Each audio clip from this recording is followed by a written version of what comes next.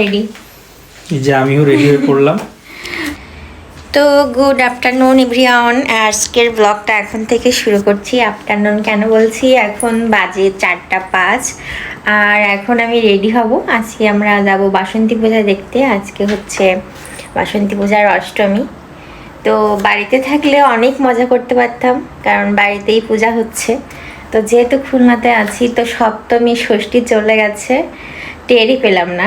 আর আজকে অষ্টমী, ভাবলাম আজকে একটু ঘুরে আসি। তো এই যে এখন আমি রেডি হব। আর তোমাদের দাদা এখনও স্নান করেনি, সে এখনও শুয়ে আছে।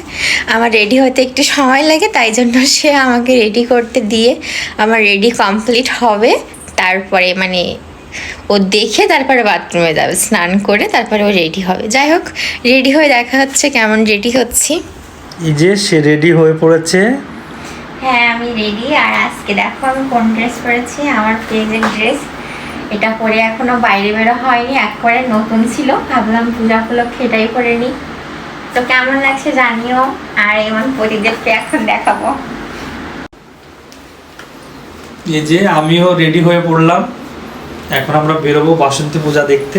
আজকে হচ্ছে মহা অষ্টমী, তাই তো? হ্যাঁ, কেমন জানি পূজাটা শেষ হয়ে যাচ্ছে, কিন্তু বোঝাই যাচ্ছে না। পূজায় আমরা কোথাও বের হইনি, এজন্য তো পূজা পূজা মনে হচ্ছে না। আমাদের গ্রামে আমরা কিন্তু রেডি হয়ে গেছি, সেটা তো দেখলেই। আর কেমন লাগছে আমাদের দুজনকে অবশ্যই কমেন্টে জানিও। আর পূজা দেখতে যে কি করছি কি না করছি সেটা শেয়ার করছি পরবর্তী ভিডিওতে।